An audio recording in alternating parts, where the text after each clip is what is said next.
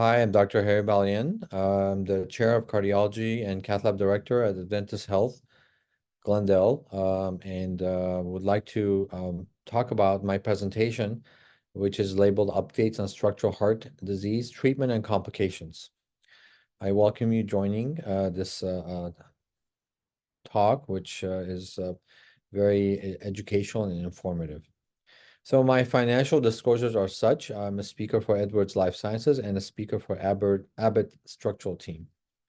My objectives are as follows. I'm going to talk about valvular disease, namely aortic valve stenosis, the signs and symptoms, its actual treatment and complications. Then I'm going to switch gears and talk about the mitral valve regurgitation, the primary and functional. We're going to talk about the treatments of mitral regurg, namely the mitral clip, and say some words about TMVR, percutaneous mitral valve replacement. Then I'm going to also talk about complications of that procedure.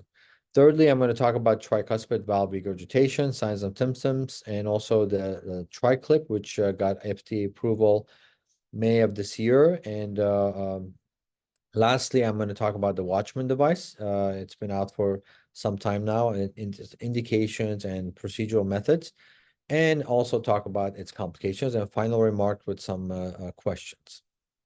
So aortic valve is basically the valve that separates the left ventricle from the aorta. It's the last valve of the heart, and it goes through a lot of strain. And in time, people develop narrowing and calcification of that valve. Normally, this is a disease of the old. It's increasing in prevalence as the population ages. Normal valve area should be 2 centimeters squared or more, and if it's less than 1 centimeter squared, it's labeled as severe. If it's less than 0.7, it's labeled as critical. Usually, we also look at the gradient across the aortic valve, and if the mean gradient is above 40 and the valve area is less than 1 centimeter squared, that's considered severe. Sometimes people have congenital aortic valve stenosis, less than 30 years of age. They have unicuspid or bicuspid valve. And most prevalently, if somebody has a bicuspid aortic valve, they actually have a murmur and that aortic valve at an early age in their 30s and 40s, and in their 50s, more than likely they develop severe aortic stenosis. So the symptoms of aortic stenosis are as such: shortness of breath, syncope, angina, fatigue, and difficulty with exercising. But the mnemonic is SAD, S-A-D. When somebody has severe AS and they have syncope, their lifespan is shortened. 50% of those patients will die within 5 years. If they have anginal symptoms and they have severe AS, 50% die in 3 years. And if they have shortness of breath and heart failure symptoms with severe AS, 50% die in 2 years. So this is a very important disease to take note of, and basically be on top of the symptoms early on before letting things be progressive, and the patient will have a bad outcome. So it's a mismatch of supply and demand. When the aortic valve is tight, you're pumping blood through a pinhole, and you have increased obstruction. Basically, your supply is limited. It's as far as your cardiac output, and your demand is, increasingly gets higher as heart muscle is squeezing through a pinhole, and the heart muscle gets thicker. The oxygen demand of that heart muscle is more, and you have basically a limited supply, high demand, and you have basically subendocardial ischemia. And patients eventually develop eccentric hypertrophy and also then dilated cardiomyopathy later on. So the aortic valve stenosis is a progressive disease, as I mentioned. If nothing is done about it, patients have a bad outcome. Within about 2 to 5 years, they won't be around. Their survival is curtailed. But if something is done for the aortic valve, namely aortic valve replacement, their survival is they have a good outcome. So when you look at aortic stenosis, you want to look at the parameters. If the Vmax, or the velocity across the aortic valve, is 4 meters per second or more, aortic valve area is less than 1, and the mean gradient is 40 or more, basically that's identified as severe AS. And the most important factors are symptoms. Do they have symptoms or not? If they don't have any symptoms, then we look at the ejection fraction. If their ejection fraction is normal, then we basically follow for their symptom development, and then repeat their echo and assess their EF and also their symptoms. If they do have any drop in their ejection fraction, then basically we would have to consider moving forward with the aortic valve replacement. If they have any kind of a drop in their blood pressure with low-level exercise, same thing, we can move forward with the aortic valve replacement. If the patients have severe AS and they're symptomatic, it's a no-brainer. We move forward with the aortic valve replacement. So an echocardiogram is very important to identify the aortic valve disease. We look at the parameters, look at the valve area and the gradient. Afterwards, we would also do a cardiac catheterization to see if there's any kind of coronary disease concomitantly with aortic stenosis. The patients are then seen by a surgeon for possible SAVR, like a traditional aortic valve replacement, or then considered for TAVR, which I'm going to talk about, which is the percutaneous aortic valve replacement. So the high numbers of US patients with severe AS remain largely undertreated. You see here 1.6 million plus patients have AS, and basically only a small number of patients, like 18,000 TAVR cases are generated. And when you look at this whole pie here, most of those, the orange one, are currently undertreated patients walking around with aortic stenosis. So the severe AS has a worse prognosis than many metastatic cancers. And when you look at the overall outcome, these patients have a worse outcome than patients that have prostate cancer, ovarian cancer, breast cancer. So this is a very important disease to take note of, and it has a bad prognosis if it's not taken care of. So one of the first and important studies was published in the JACC, and basically looked at aortic valve stenosis in high-risk patients, and then looked at medical treatment versus aortic valve replacement. And these patients got actually expandable balloon expandable valve, and their gradients were essentially went from very high across the aortic valve. This is the left ventricular, aortic pressure gradient, and then this is the LV. You see there's a big gap between the aortic valve and the LV. And after the actual stent, the TAVR, the gradient is abolished. And patients actually did very well. This was only a small sample, 86 patients, and these guys, they had a good procedural success, and their mortality was low, and overall their life expectancy and quality of life was actually significantly improved. On that basis, the partner trial, the first one was published in September 22nd, 2010. And this basically compared SAVR, which is the open surgical replacement of the valve, versus TAVR. And all across the board, the death was lower in the TAVR versus SAVR. Overall, the quality of life was much improved in the 30-day, 6-month, 1-year mark. In patients, most of them were initially sitting in class 4, and then ultimately most of them were sitting in class 1 or 2. So looking at the 30-day and 1-year outcome in the partner trial, the patients had lower repeat hospitalization, the ones that were in this TAVR arm. They had the lower death. They also had basically overall death from any cause or major stroke was lower in the TAVR arm versus the SAVR. The vascular complication and renal complications were higher in the TAVR arm versus the SAVR arm. So the history of TAVR, basically, TAVR was first developed by Dr. Cribier in 2002.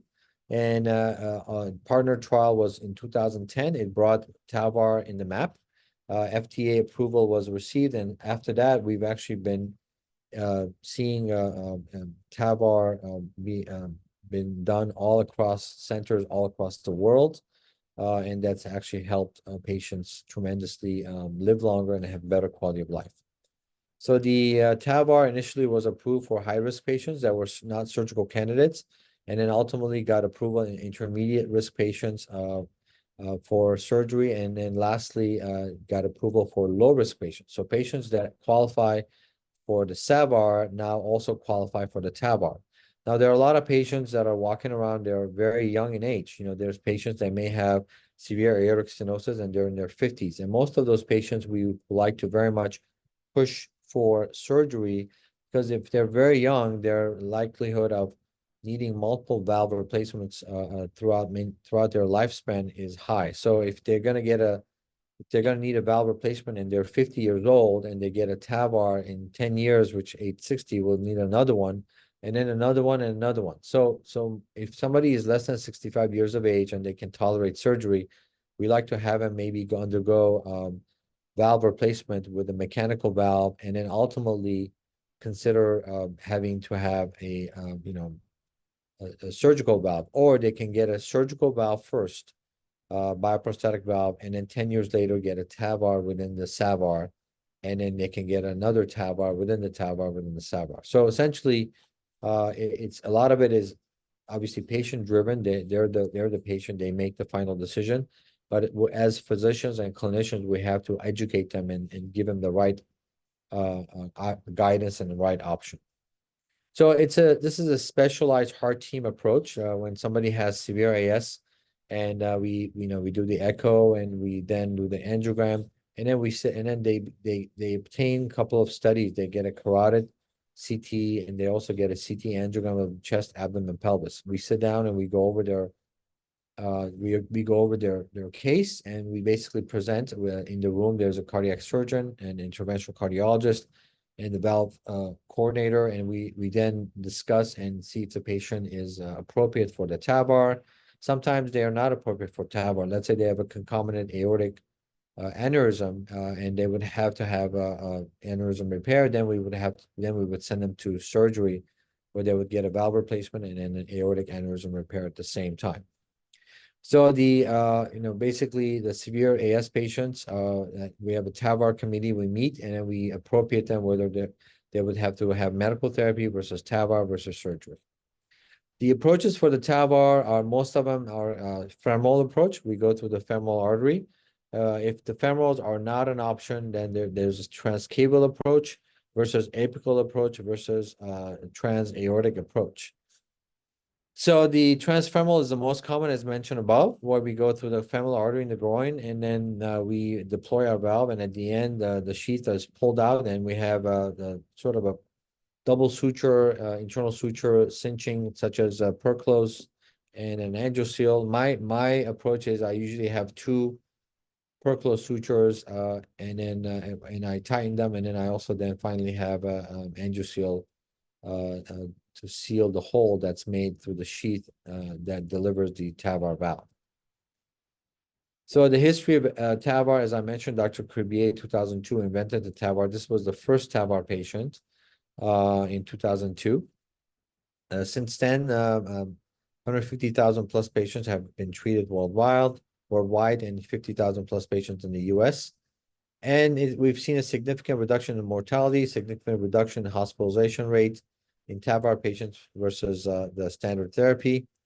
The mortality rates continue to decline as the years go by, and the valves get more and more refined. The Sapien valve, which is the Edwards, the old generation versus the new generation, you have a better outcome as far as mortality reduction and stroke reduction as well. So the conclusions are, overall, the TAVR survival is great in both high risk, intermediate risk, and low risk patients, and they do just as well or better in the SAVR and TAVR arm versus the SAVR. This is the Sapien valve. Basically, it's a balloon expandable valve. Has a skirt, which actually, as it expands, it crushes the old valve leaflets, and within it there's a new valve, bovine valve, which is sewn in, and it replaces the old valve. This is a video of the actual TAVR, and it's going to be about 1 minute, and it just sort of gives you an outline of what happens with the TAVR procedure. So we basically have access in the groin, and we advance our sheath, and through the sheath we advance the balloon, which has we can sometimes predilate the aortic valve. This is a balloon, and we sort of crush open the old calcified valve leaflets, and then we advance the new valve across, and as you see, there's a wire sitting in the heart. This is the valve that we advance across. We have the balloon here, we bring it, and we have the balloon mounted within the actual stent valve, and we advance both of these as a unit across the aortic valve. we rapid pace the heart at 180 beats per minute to stun the heart for about 10 seconds. And the reason for that is we need to bring down the systolic pressure to less than 50 millimeter mercury. Otherwise, as the heart is contracting, it will actually shoot the valve out and the valve can embolize. So here we have the valve aligned appropriately, and then we rapid pace the heart. You see the heart's going to look and starts quivering. This is where we rapid pace the heart at 160 or 180 beats per minute. Now we're aligning it exactly where we want. We don't want to align it too high because as the valve expands, we can actually close the coronaries and the patient can die. If we align it too low, then we can compress the left ventricular outflow tract and patients will have a higher likelihood of needing a pacemaker. Now the valve is deployed and the actual balloon is out of the body, and then we make sure there's no leak around the valve and make sure that there's no tear of the aorta, and make sure that the valve is appropriately expanded. So everything comes out, and then we seal the groin with an actual double sutures that we have preloaded ahead of beforehand, and that's it. So the valves come in different sizes and according to the annular size of the aorta. There's a 20, 23, 26, 29. It depends on what the diameter is. So again, the Edward Sapien has transformed heart valve procedure and with great results. We have 75% lower than surgical results for these intermediate risk patients as well. So mortality is reduced, morbidity is reduced, and the patients stay overnight and they go home the next day. So the severe AS is defined as valve area less than 1, as mentioned above, mean grade is above 40.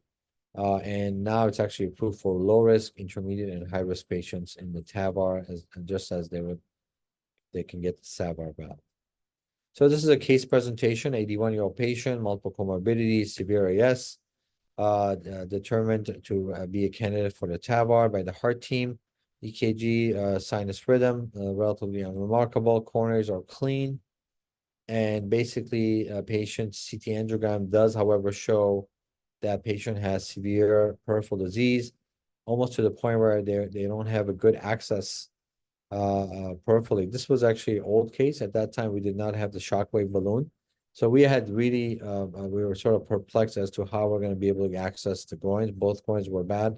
So we decided to take an alternative approach, and this patient ended up, you see how much calcium there is in the actual iliacs. And this is an old case, as I mentioned above. Now we have the shockwave balloon, and we can actually go in there and use a special balloon that delivers shock impulses, and then it shadows the calcium in the adventitia.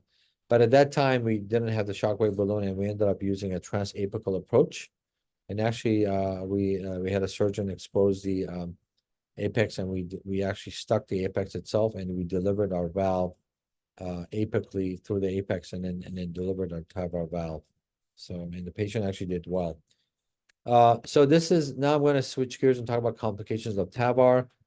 Complications include perivalvular leak, aortic root rupture, iliac and common femoral artery dissection or occlusion, cardiac perforation, which could be wire-induced, leading to tamponade, and complete heart block. When we deploy the valve, we actually compress the left ventricular outflow tract, and there's a 3% chance of the developing complete heart block, requiring a pacemaker with the balloon expandable valves, and 10% chance with the self-expanding valves. This is a 71-year-old gentleman, prior CABG, history of PCI, severe AS, with acute on chronic diastolic heart failure. He actually was admitted electively for a TAVR, ended up getting his TAVR. This is the pigtail catheter showing the actual aortic root. This is the aortic valve, and the patient now has the wire cross, and then rapid pacing, and the TAVR valve is now being deployed. You see the rapid pacing, and then the balloon is expanded, and then so is the new valve inside the old one, and the old valve leaflets are crushed. Now, the procedure went well, and then immediately we looked at the echocardiogram. The actual LV function looks good. The valve is deployed properly. There's a little bit of a leak here, which we thought was mild paravalvular leak, which we most of the time, if it's a trace or mild PVL, we leave it alone. And the patient next day went home. So a week later, we did an echocardiogram, and interestingly, we saw this sort of a reverberating structure, which we were sort of puzzled. And then we uh, did this detailed view, and we see now here this PVL, which was traced. Now it's actually not, it looks like much more. It looks more like moderate. This is obviously a problem. And in this situation, this PVL cannot be left untouched. So we brought the patient back, and using a balloon, expanded the valve and basically took care of the PVL. So this is the perivalvular leak around the aortic valve, and you see it's a wide jet. The problem with PVL is if it's moderate or severe, a patient can develop heart failure. They have a poor outcome, and their survival is lower, and they can develop hemolysis and shear due to shearing of the red blood cells through the perivalvular leak. So a lot of times the main causes of PVL are due to undersizing of the valve prosthesis, and also the fact that the aortic root, or the annulus rather, is ellipsoid shaped. It's not a nice circular shape, and it's also calcified. So when you actually expand the new valve inside the old one, you don't have a perfect expansion at the edges where there's a calcific nodule.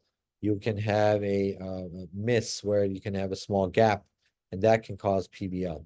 There's a fine balance between oversizing these valves and causing a root rupture, which can be fatal, and undersizing them, which can cause a paravalvular leak.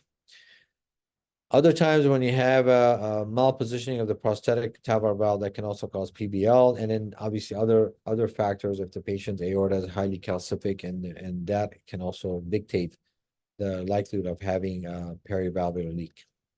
So mild PVL, we leave alone a lot of times, although the recent theory is try to not leave any PVL when the patient's leaving the table. But a lot of times the small trace to mild, we sort of leave them alone. Moderate or severe have to be addressed.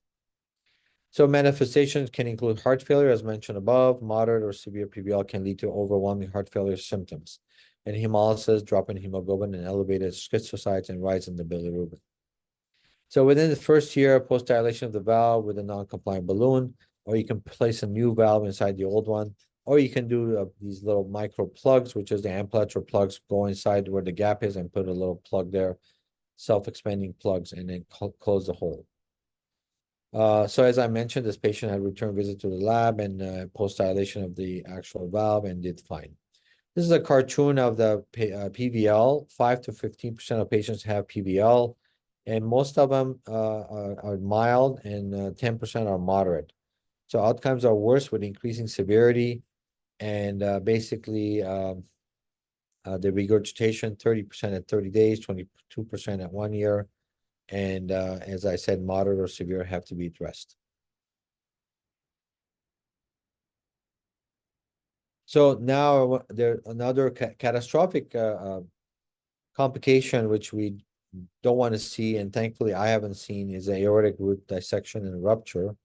Post-deployment of the TAVR in heavily calcified annulus, patients can have an actual crack and rupture of the annulus, and then that cause aortic root dissection, which can have a catastrophic outcome on the table. Immediate sternotomy is required and root repair, otherwise patient will not survive. And even at their best of hands and the most immediate action, their survivability is still poor.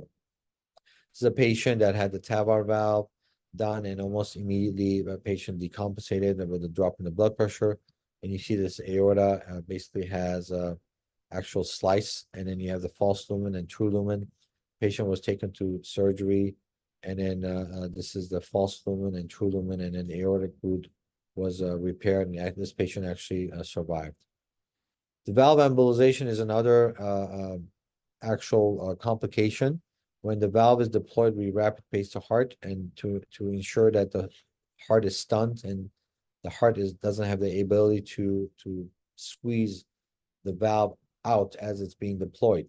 Sometimes if the valve is undersized, you can have an embolization of the valve, and we see this sometimes with the self-expanding valves, or if you have an inadequate drop in the systolic blood pressure, where the rapid pacing all of a sudden sort of fails, and the blood pressure, the heart rate, instead of being 180, all of a sudden goes back to the 100, and then patient for a split second has a adequate blood pressure to squeeze the valve out as it's being deployed. It's almost like the perfect storm, and then the valve can embolize. This is a patient that had embolization of the valve. So this is one valve that was trying to be deployed and embolized, and they ended up deploying the valve in the ascending aorta, and this is the second attempt of the valve that's being deployed in the proper position. If the valve embolizes, especially in the descending aorta, go ahead and anchor it and dilate it. Otherwise, it will be impossible to capture it and snare it, or it will be very hard if it's in the abdominal aorta and then it's wedged in the iliacs. Growing complications are another dreaded, scenario which we don't want to see, but we have to be very much equipped and adapt to deal with it. As soon as we detect an actual growing complication, whether it's a dissection, perforation, we have to address it immediately. If we detect an actual perforation, we have to have contralateral access and then put the actual balloon inflation of the aorta, and that balloon is a lifesaver. When we go in and put this balloon, it actually seals and stops the blood flow in the abdominal aorta, and then you're able to then safely do your work, whether the surgeon has to expose and then do the actual repair of the iliac, or a covered stent is placed. So once you put the balloon and cover the actual aorta, and you shut off the main faucet, then you can actually work and then take care of business. Otherwise, if the patient's exsanguinating and then you're trying to have the surgeon repair the actual iliac, you have blood pressure dropping, tanking, and you have patient bleeding at the site where the surgeon is trying to deliver suture to correct the tear in the iliac. It's a very unfavorable situation. It's a patient, 82 years of age, that had the iliac, that had the TAVR valve. As it's being deployed, you see the balloon ruptures, and the balloon all of a sudden goes down. So now the balloon is basically not fully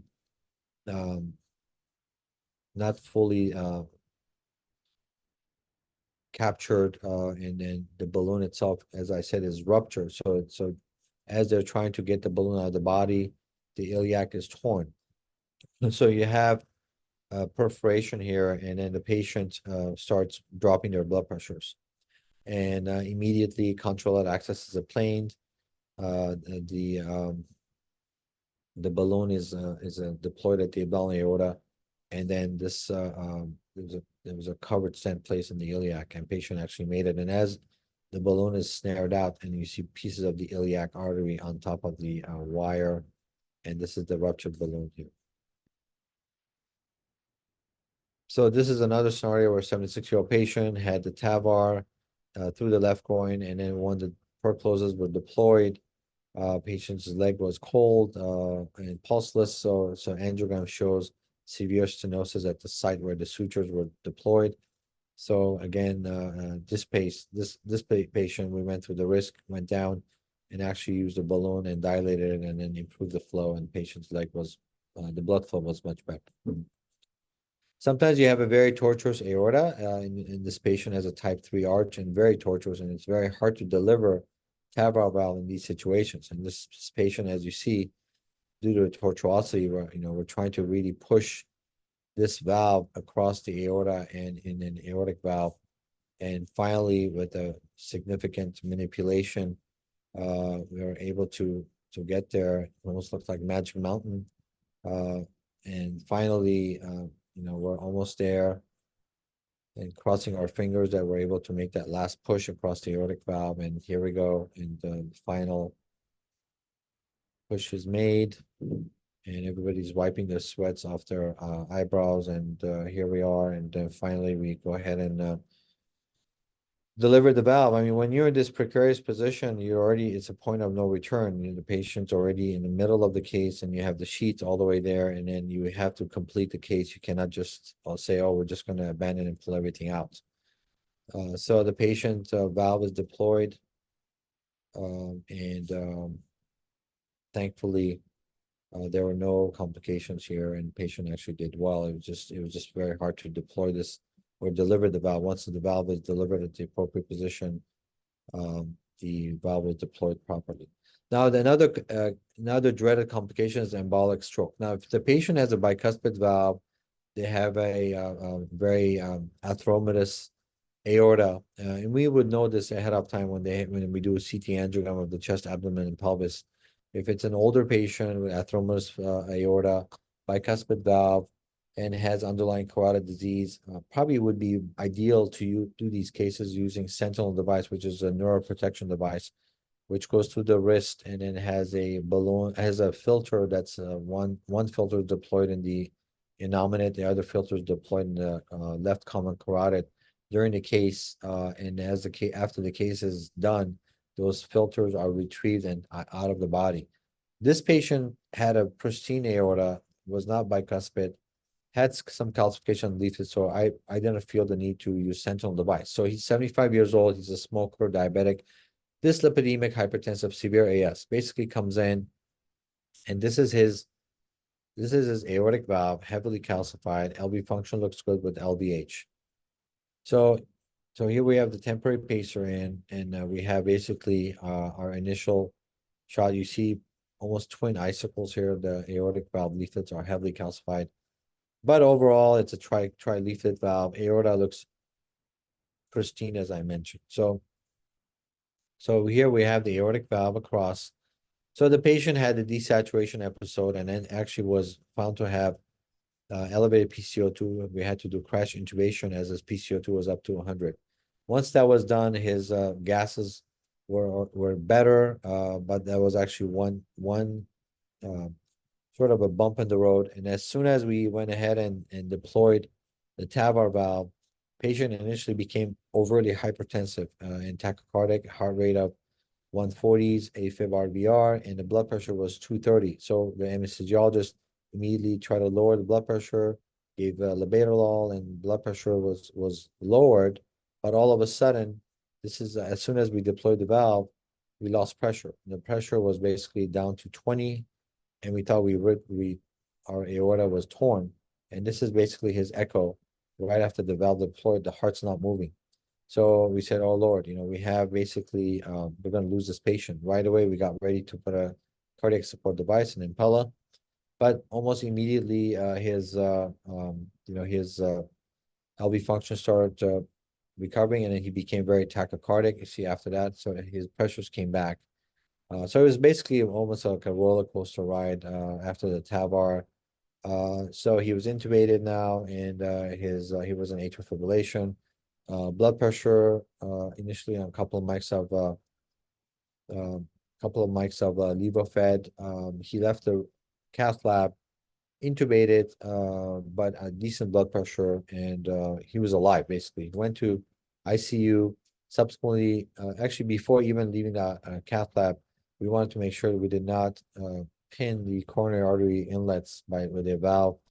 And we did an angiogram, and we made sure that there was flow in the corners, the right and left coronary system. So he went to the ICU. He was weaned off the ventilator, hemodynamic stable, not waking up. The nurse calls me and says, "Doctor, I think he's having trouble moving his left arm." And we said, "Oh Lord, here we go, like this patient." So I went and assessed him, and sure enough, he had some weakness in the left arm. So immediately we activated sort of this stroke. We had the CT imaging, and already many hours had elapsed now. And we did a CTA and a subsequent MRI. MRI showed that he had a sort of an embolic process in the left cerebellum and the right parietal lobe.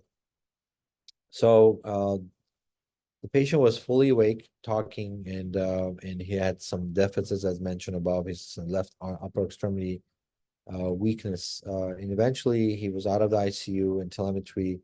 went to rehab, and he actually recovered and regained full function of his left upper extremity mobility, and was discharged home. And follow-up visit in the office is actually doing well. Now I'm going to switch gears and talk about the mitral valve. The mitral valve separates the left upper and left lower chamber of the heart. It's a bileaflet, and essentially it's tethered on the left ventricle with chorda tendineae, almost like a parachute.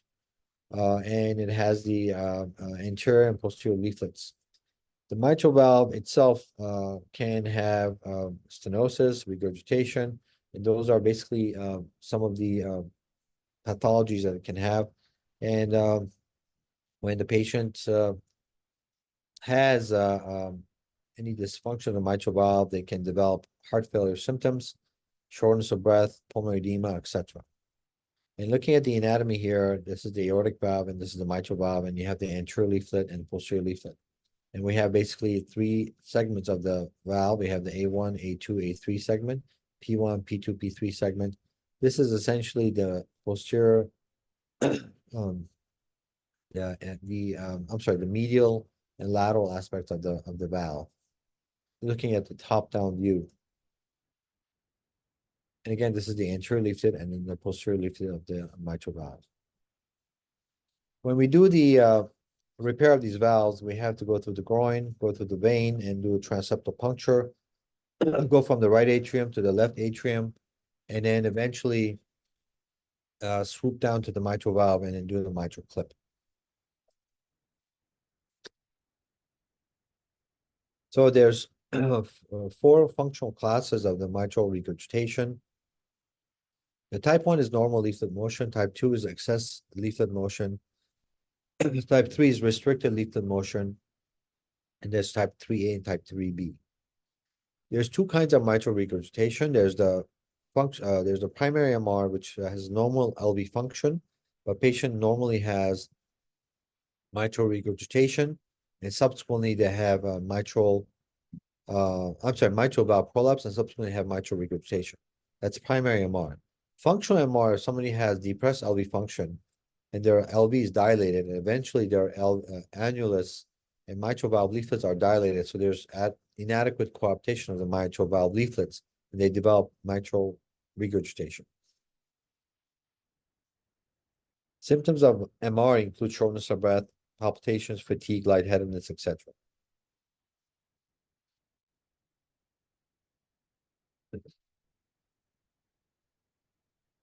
So there's a code name that I would like to insert here for people that are listening this for purposes of CME, and the code name is Kobe. Kobe is the code name. So the MR, as I mentioned, is degenerative primary MR or functional MR, and those are the two main kinds of MR. Primary MR is when you have an actual pathology of the leaflets. Secondary MR or functional MR is actually you have a pathology of the left ventricle itself, and the leaflets are actually fine. So either case, when you have MR and progressive, patients have, increasing symptoms of heart failure, and this prevalence of MR increases with age. As we age, we have wear and tear, and then just as any other part of our body, the valve itself, mitral valve, also gets worse. So mortality is high when you have increasing MR, increasing symptoms. Patient has increased load and stress in the heart, and then you have essentially, ultimately, you have dilation of the left ventricle, and 1-year mortality is up to 57%. This puts a great burden on the cost on the actual heart, and the burden itself is basically leads to rehospitalization rate, and subsequently patients have to be admitted with symptoms of heart failure. My battery is low. I'm sorry. One quick second.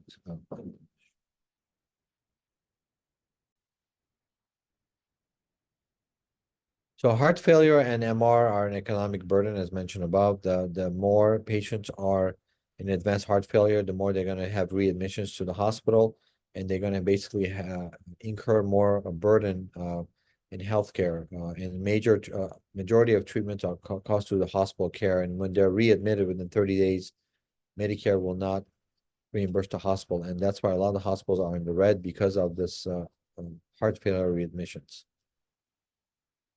Severe MR leads to increased hospital admissions, as mentioned above, and decreased survivability. And so there's a real unmet need. Patients have significant valve issues. Total MR patients, 4.1 million. And the actual number of patients that are being treated actual surgically are only 30,000. So there's a big gap between the actual patients with severe MR and actual treatment with surgery. So surgery is actually far and few, and that's why we have the percutaneous treatment that came out, and this is the mitral clip. Mitral clip basically is geared for patients that are high risk as far as a surgical candidates, and they have severe MR. Then we can go in percutaneously and put a clip on the valve leaflets. I'm going to go through that quickly. When you have a pre-op echo predictors of recurrent MR, when the coaptation distance is 10 millimeters or more, and then you basically have other parameters here and as mentioned here, then patients will be seen by a surgeon, assess whether they're a surgical candidate or not, and then we decide whether they're a candidate for mitral clip. So the clip itself looks like an actual staple, and you have two layers. One of them is in the upper surface of the mitral valve leaflet, and the other one is in the lower surface. And basically, the clip goes across the mitral valve, and then these levers are lowered, and it sandwiches the valve leaflets, and then this is then closed, and it looks like basically somebody stapling the valve leaflets together. This is a essentially somebody has they've failed medical therapy and they're not a surgical candidate. Mitral clip is an ideal option for those patients. And mitral clip first was invented in 1998, and now it's been basically very much in play and has made tremendous improvement in the lifestyle and overall quality of life of patients that have severe MR and have heart failure symptoms, and they're not a very good surgical candidate. So if somebody has high risk of surgery, mitral clip is ideal for those patients. If somebody has a really bad anatomy for mitral clip, and that means that they have an underlying stenosis and regurgitation at the same time. And I've encountered this many times where patients are referred for mitral clip with severe MR, and their valve gradient, mitral valve gradient is already around 4 or 5, which is our threshold is 5 millimeter mercury. If somebody has beyond 5 millimeters in the mitral valve gradient, and we put a clip, the gradient shoots up above 5, and now we actually have created a second medical process. We've converted the severe MR into severe mitral stenosis. In those situations, we do not leave the clip in, we take it back out, and those patients should be referred for surgery at that point. So when you look at the actual etiology of MR, most of the MRs are degenerative, primary MR. You can have MR due to ischemia when the circumflex artery that supplies blood flow to the mitral annulus is inadequate, diseased, and patients can actually have ischemic MR. So other times when somebody has endocarditis, infectious cause, they can have mitral regurgitation. So MR essentially is a situation where as the LV is pumping blood out through the aorta, half of it is going back to the left atrium. You have increased left atrial pressure and volume. This can cause atrial fibrillation. Patients' pulmonary venous side is engorged, and patients can develop hemoptysis and CHF symptoms. Eventually, the LV gets dilated, and then patients become cardiac crippled because they have low EF and severe MR. This is a patient. This is the left ventricle, left atrium, and this is the mitral valve, and you have torrential MR here in this patient. This is the actual clip as I talked about, and these are the grippers, and then basically you have this these when they're lowered, the valve leaflets are sandwiched between the actual clip and these grippers, and then the clip is then closed, and then it becomes like a staple. And you turn the mitral valve leaflet into two leaflets into this almost like this looks like the eyes of an alien. So the impact of mitral regurg basically has made a significant decrease in mortality, morbidity, and improved the quality of life. And the evidence is there now for 16 years plus. In patients with the primary MR and secondary MR, they went from having to being in the class 4 heart failure to most of them being in class 2. So this is a tremendous impact in their overall symptoms and overall quality of life. Functional improvements are also seen. So the COAB trial was basically the major trial that looked at patients that were treated with guideline-directed medical therapy versus MitraClip plus guideline-directed medical therapy. And the results were actually very prevalent, showing that in the control group versus the device group patients had lower all-cause mortality and statistically significant. And the number needed to treat was basically 7.9. And patients basically had, on average, 1 or 2 mitral clips, and their heart failure symptoms were much better. The Kansas City quality of life score in those patients post mitral clip was much higher. The 6-minute walk was much better. So overall, mitral clip plus guideline-directed medical therapy was a win-win versus guideline-directed medical therapy alone. So the COAB trial showed that MR is a cause of death, and there was a significant drop in the overall death and also improvement in the quality of life in patients that got the mitral clip. So I'm going to say, so the overall, the procedure, we do a venous puncture, go through the actual common vein into the right atrium, do actual transeptal puncture, and deliver this device from the right atrium to the left atrium and drop it onto the mitral valve, cross the mitral valve, and then basically drop the grippers and then close the clip. Easier said than done, but overall, it leads to better coaptation of the valve leaflets and also treatment of the actual mitral regurgitation. So this is a transeptal puncture. As you see, we have the right atrium and left atrium, and we put our needle across. And once we do our transeptal puncture, we want to make sure we have enough height to be able to lower our device onto the mitral valve. It has to be at least 4 centimeter height. And subsequently, we go ahead and deliver our device and deliver our clip and close our clip. Make sure we did not create severe mitral stenosis. We look at the gradient across the valve after the clip is delivered before we release it. And we actually then, if it's less than 5, then we release the clips. And you see here, patients have a mean gradient of 3. And overall, once the clip is delivered, the tall V waves are actually much better, and the patient has a successful treatment of their regurgitation. And the tall V waves basically now are very short, because that means that the regurgitation is abolished. The V waves are consistent with severe MR, and then the tall V waves are gone. So the patient's mitral regurgitation is much better. So the other option, if somebody is not a candidate for a mitral clip and they're and they're not a candidate for surgical replacement of the valve, we can actually do percutaneous valve replacement, just as we would do aortic valve replacement. We can do a TMVR, and that again goes across the mitral valve, and then these percutaneous valves are deployed. There's different valves, and the more common ones now being used is the Edwards valve, and that's actually being the Sapien Edwards valve. So I'm just kind of going through this. So overall, these have good favorable outcomes in patients that are not a good candidate for clipping, but these are also tricky because the landing of these valves have to be precise. There has to be some kind of existing calcium or something that the valve can anchor into. Otherwise, these valves can also embolize. Complications on mitral clip can include groin complications. We're inserting a large bore sheath through the groin, 24 French. They can have bleeding. They can have AV fistulas through the groin, where you have creation of the tract between our vein and the artery.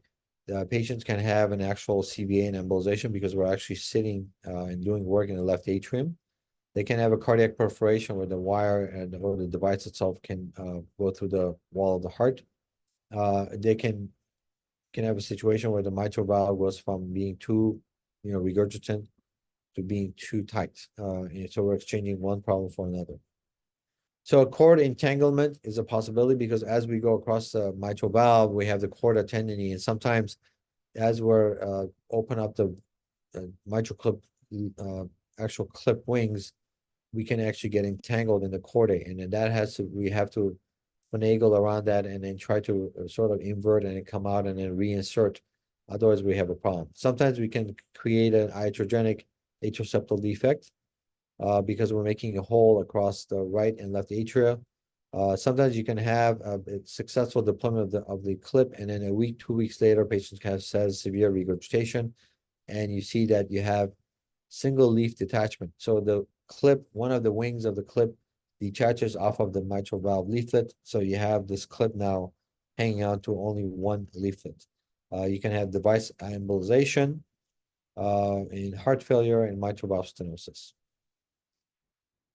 So the actual procedural, complications, there's a 0.45% up to 0.8% conversion to open heart surgery. Mechanical assist required 1.9% of patients when you do a clip and patient has a wide open MR and they have to be rushed to surgery. So the device related complications, as I said, single leaflet device attachment, device embolization, endocarditis requiring surgery, mitral stenosis requiring surgery, left ventricular assist device, heart transplant, again, rare, etc. And those are the numbers. Mortality basically is about 5% and in hospital versus out. You can have vascular complications when we're going through this large bore device. I actually do 2 pre-closes with a ProGlide in the groin. Sometimes the suture can break. Sometimes the sutures can get entangled, but we always have a wire across and we can actually go in and put another suture. But this ProGlide itself can damage the vein or you can create an AV fistula. All of those are possibilities. The key is to recognize it early on and not let the patient go up to the floor and then they have a huge catastrophic complication. So clip entanglement, as mentioned above, these are the chordae, and when you go across the mitral valve and you open the wings, they can actually get entangled in the chordae, and then you're kind of stuck. So you have to be careful to maneuver yourself out of it, do the opposite of what got you in there to be able to get out of the chordae. So iatrogenic AST, when you go across right atrium to left atrium, you create a big hole. Sometimes that hole can be an itis of basically shunting of the blood. You can have left to right shunting, and you have a huge sort of a gash of blood going back from one side of the heart to the other, and then that can create a higher flow across the tricuspid valve and higher flow to the pulmonary arteries, and patients can develop symptoms. We can always consider doing a plugging of that hole. We do this Amplatzer plug. Infrequently, but if the gradient or the hole is big enough and patient symptomatic, we can bring him back and do cover the hole with a plug. A single leaflet detachment, as mentioned above, when you have the actual clip get undone from one of the 2 leaflets of the mitral valve, and now it's sitting on only 1 leaflet, and that's a tricky one. Then if patient's symptomatic, they have to be surgically repaired. Otherwise, this clip can embolize. And then you have, if you have a paravalvular leak in the TMVR patients, you can actually bring him back and plug the leak. This is a patient that had a TMVR, and you see that you have across right at 9 o'clock here, you have a large hole, and patient was brought in. And we cross the hole, and then we basically put an Amplatzer device to plug the hole. And after this device is placed, the hole that separates the actual valve and the mitral valve annulus is plugged successfully. So I'm going to say a couple of words about the tricuspid valve. The tricuspid valve is basically sitting and the separating the right upper, right lower chamber of the heart. It's very tricky as far as its visibility. It can cause a lot of comorbidities, and it's a very tough valve to surgically repair or replace. So a lot of patients sit around and live most of their lives with severe TR symptoms, right-sided symptoms, and they had no good options before, especially ones that have had a pacemaker across, and the pacemaker lead itself can cause TR. Uh, as of May of this year, the TriClip was actually approved, and we started doing the TriClip. I was one of the first doctors to do the TriClip at our hospital in June of this year, and we've had great success in the TriClip, as we've had good success also with the mitral clip. So the tricuspid valve basically is a tri-leaflet versus the actual mitral valve being a bileaflet. So it's a little bit trickier. The imaging is very tough and tricky. When you look at the tricuspid valve, it has three leaflets: the septal leaflet, anterior leaflet, and posterior leaflet. And you can have a leak in between the septal and posterior, septal and anterior, and anterior and posterior. So basically, the leak can be localized in any of these gaps. So it's a little bit more tricky than the mitral regurgitation. And a lot of times when you have severe TR, you would need to have more than one clip. So it's not uncommon for these TR cases to take 2, 3, 4 hours, and then you're done with about 2 or 3 clips per case at least. So as I mentioned, tricuspid valve separates the right atrium and the right ventricle. It's a tri-leaflet structure. Patients with TR can have increased size of RV, and those are patients with hypertension, cardiomyopathy. And most common cause of right-sided failure is left-sided failure. Epstein's anomaly is when you have a malformed tricuspid valve sitting lower than normal in the RV.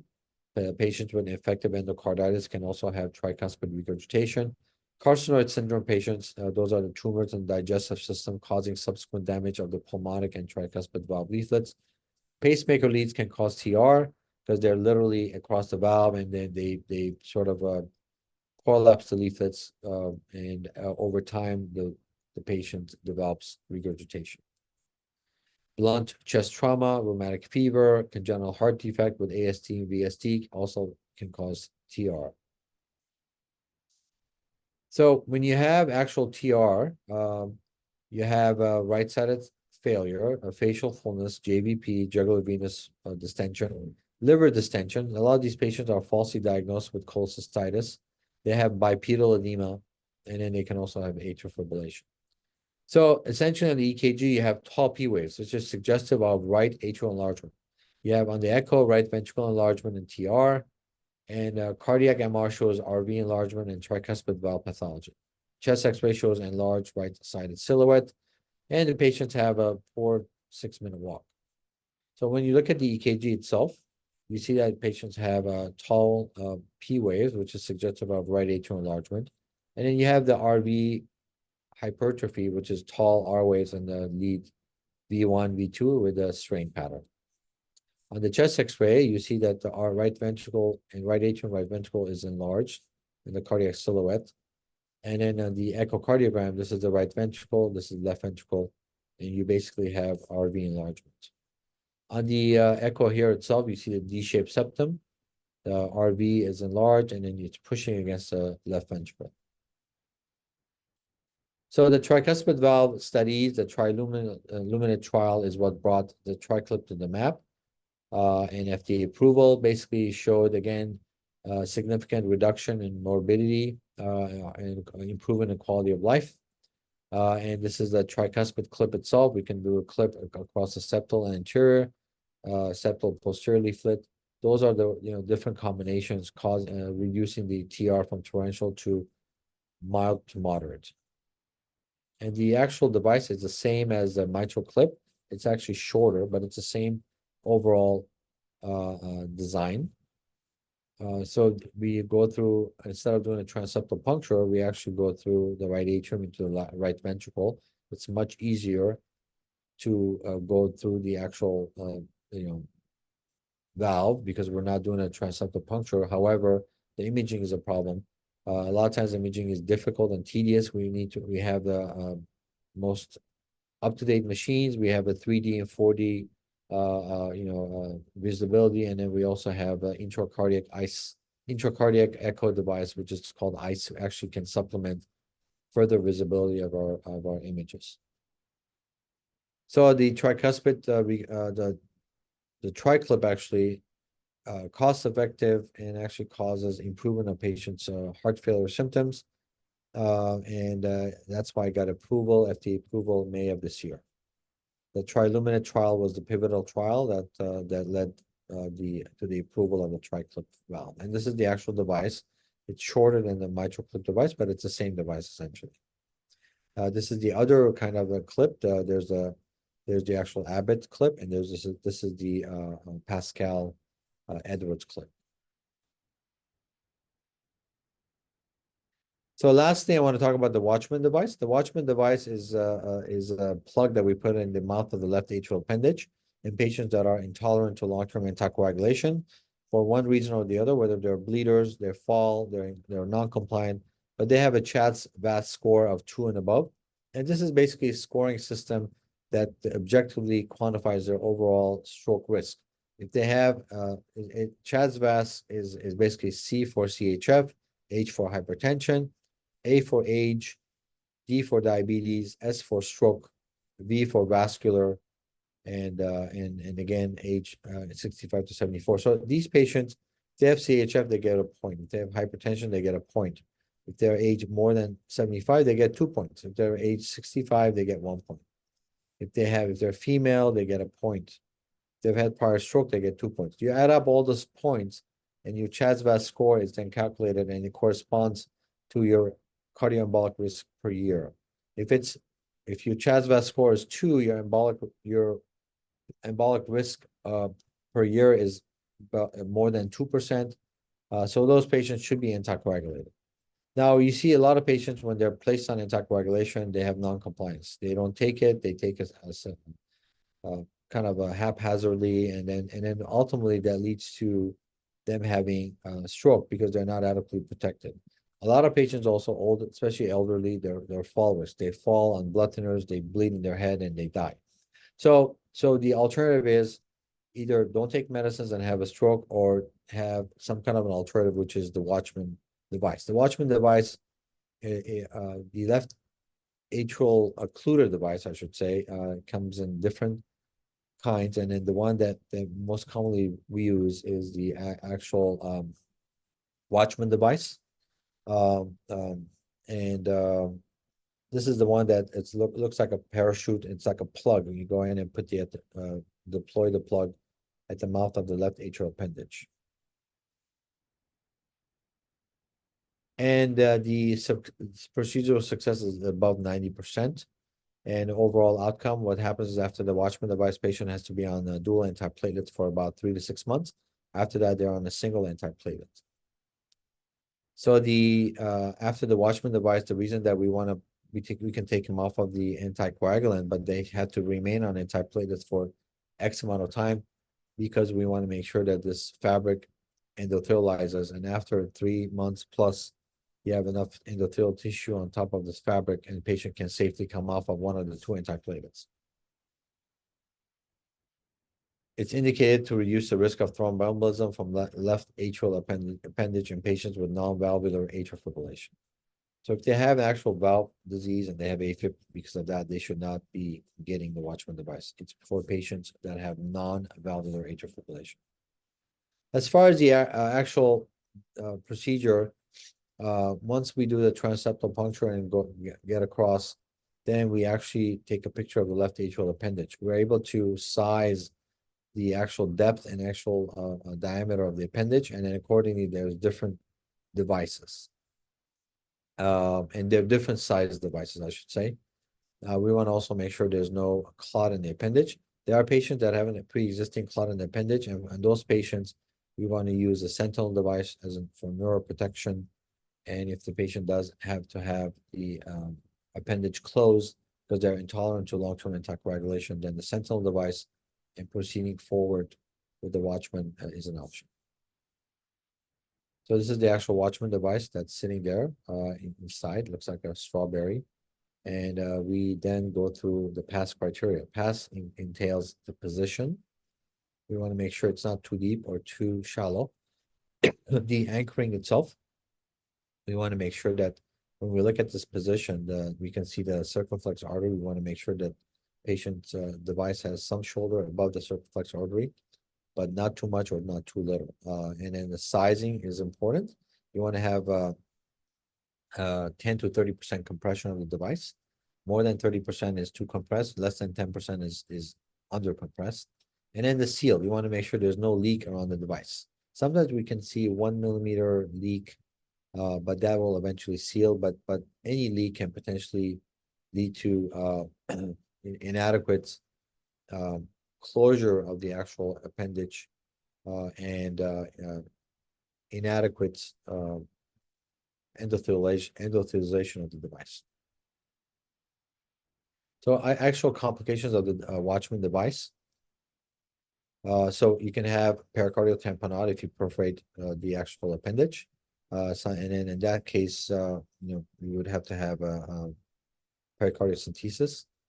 Sometimes if it's inadequate anticoagulation, you can have embolization of microclots going to the brain and a procedural-related stroke. You can have device embolization if the device is too shallow or not deployed properly. They can embolize and you have to go back in and snare it. That is very low, 0.06%. So it's a safe procedure. Of the pericardial fusion, 32% required no intervention, 62% required pericardiocentesis, and 17% required surgery. This is a patient post-Watchman, has a large clot sitting on top, and these patients obviously have to be anticoagulated, and at least for the interim and maybe lifelong. And unfortunately, they cannot come off of anticoagulation because now they've shown that they develop clots when they come off of anticoagulation, even though they have a Watchman device.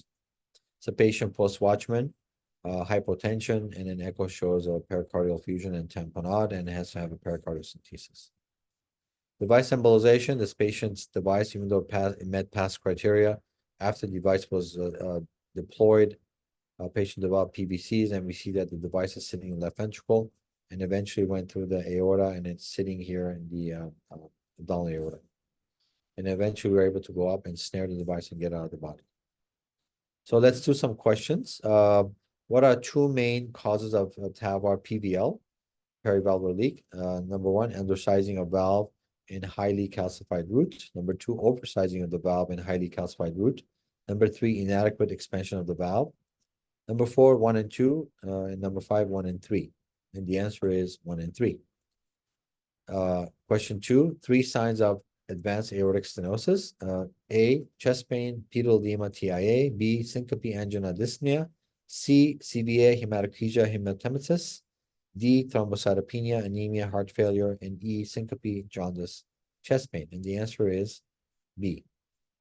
Question 3, left atrial appendage is the source of stroke and systemic embolism in what % of patients with non-valvular AFib? Answer is 90%.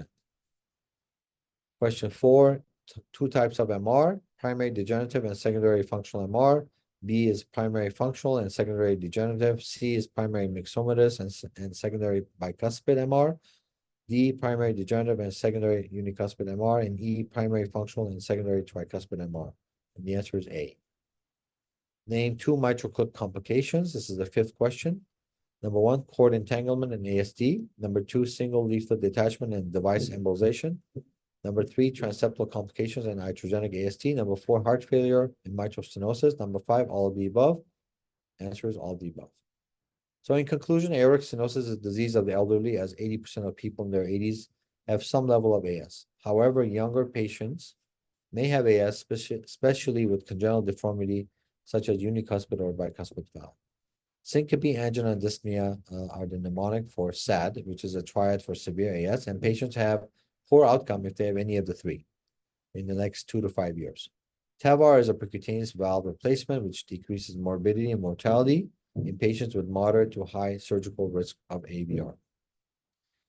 TAVR complications include PVL, or perivalvular leak, cardiac perforation, root dissection and rupture, growing complications, and valve embolization. Mitral regurgitation is the highest prevalence of undertreated valvular condition. It leads to heart failure, and if untreated, 1-year mortality is above 50%. Mitral clip is a percutaneous treatment approach in patients with depressed ejection fraction with prohibited risk for mitral valve repair or replacement. Mitral clip complications include cord entanglement, AST, which is iatrogenic, single leaf detachment, device embolization, transseptal complications, heart failure, and mitral valve stenosis. Lastly, tricuspid valve pathology can be due to Epstein's anomaly, endocarditis, pacer lead across the tricuspid valve, medications such as fenfluramine and ergotamine. Dyspnea, facial fullness, right upper quadrant discomfort, and bipedal edema are some of the signs of severe TR. Tricuspid clipping got FDA approval May of 2024 and shows great improvement of symptoms in a safe fashion. Left atrial appendigeal closure is a safe alternative in patients unable to take anticoagulation with CHA2DS2-VASc score 2 and above.